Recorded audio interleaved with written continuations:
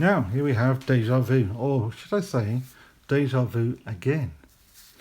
Why do I say that? Because if you were watching my channel just a few weeks ago, you will have seen the Bestman as loaned to me by UK Legal Knives, UK Legal Carry Knives. And he sent it along for me to have a look at, and I took a look at it, and I thought it's a lovely knife. It's got this beautiful clip point. It's almost a Lanny's clip sort of shaped blade on it, but I thought the knife, this sort of two bolster design looked like it was designed to be a two blade knife, and I wondered if the one blade knife might look better as the two blade knife. So when I came to order one, which I did because this one is actually mine, not Al's, I ordered the two blade version, which also has, as well as the can't see what I'm doing now, as well as the drop point, it also has, oops, really difficult to do in there, it also has the Warncliffe blade. Now, both blades, the action on them is pretty much identical because it is straightforward, double spring knife. Each blade therefore has a full half stop. They're just different shapes. One comes out of each end. What makes it perhaps different to the standard single blade knife that you know, it's not just that it's got the extra blade. Let me just shut one of these before I cut myself. I cut myself a nasty one on the end of my finger the other day, and I did that whilst I was shutting a knife, whilst I was using it at least, so at least it was worthwhile. But what makes it a real difference in this one is that extra width. You've got an extra spring and an extra blade, so the knife is more substantial in your hand, and it feels noticeably heavier. I mean, I know in terms of grams it's probably only another 20 or 30 grams, but maybe an ounce if it's that, but it does feel chunkier in your hand, and I like that, I appreciate that. You know, being carbon fibre scales, I suppose it's not super heavy, but even if they were micarta or wood, I don't think it would make a lot of difference. But so the Warncliffe blade, again, you've got the double nail nicks, although it becomes less relevant when you've got a blade in the way because you can still only use the outside one. It did occur to me that if you're a left-hander like me, you probably could disassemble it and swap the blades around, swap the blades and springs over, and then you could have it the other way. And because of the way the nail nicks are, it would still work. You wouldn't end up with the nail nicks inside facing each other because you've got one on each side. You've got a nice swedge on it as well. The only thing you would lose if you did what I suggest is that you wouldn't be able to see, oh sorry, I'm on the wrong side anyway, you wouldn't be able to see the Lionsteel name on the blade when the blades are folded, because the Warncliffe would most likely be pretty much in the way and you would miss it. But actually I have decided, well, that I really quite like this knife. I've been carrying it for the last week to the exclusion of all others, just to see how it goes. Yeah, actually, you probably could actually fold. You probably could carry it.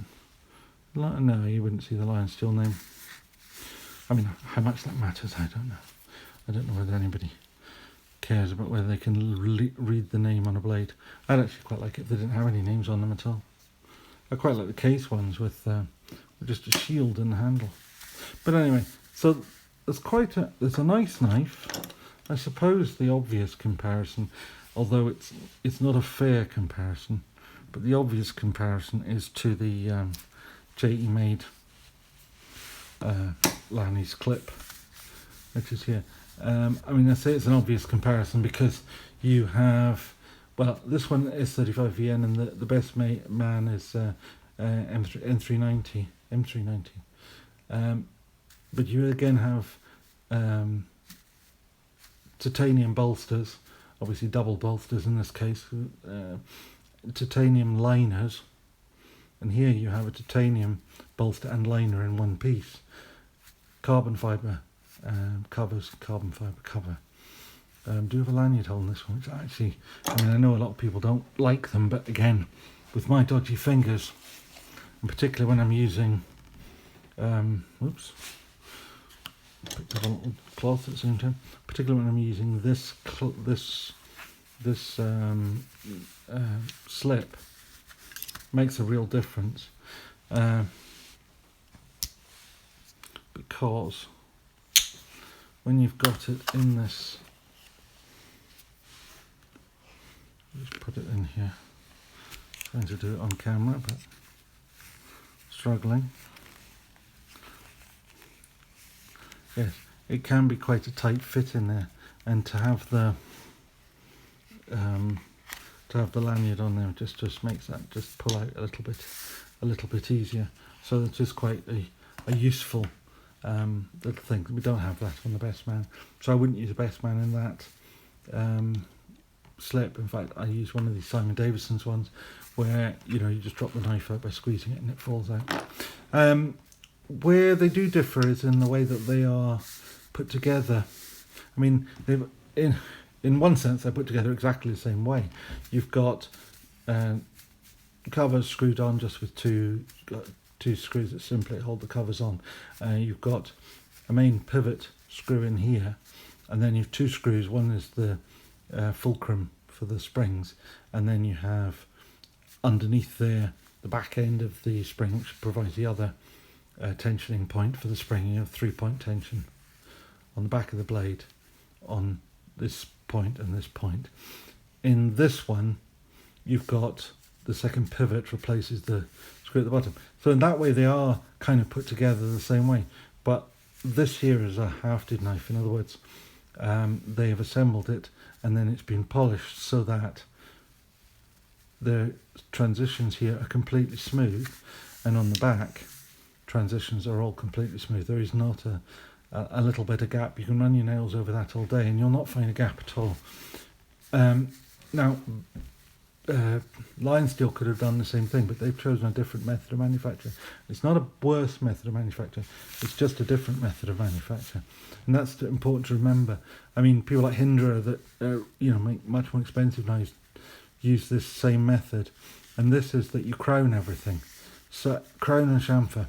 So the back of the blade is crowned, the back of the springs are crowned, the end of the blade and the end of the spring are crowned, so that though everything meets up and it's all nice and neat and there are no real obvious gaps, nothing is sort of perfectly smooth. It's one round over the next round and the next round and the next round and the next round. So it feels nice, but it's different. It's just different. So you have, let's say, a crowned type finish versus a hafted, polished type finish. This takes more individual man hours to do the work. This one can be done by producing all the pieces individually and simply bolting them together. You don't then have to go through that finishing step of grinding it all together, which is very much the traditional way. That's what you would find on a knife like this. These are all hand assembled with oversized parts, and then all the parts are ground down to make the finished knife, which requires a lot of artisan time, and is why when they're done cheaply you end up with fit and finish like you have with these cheap ones. This one has superb fit and finish, but it's 10 times the price of one of these. This one is somewhere in between. This is about 2/3 of the price of that one, and it's lovely. I really do like it. I'm very pleased with it, and I would recommend it to anyone. Really good modern steels, which you don't have in traditional type knives, but in other ways it's a very traditional style. So that's the Bestman from Lionsteel, the twin blade version. Okay, thank you very much. Bye.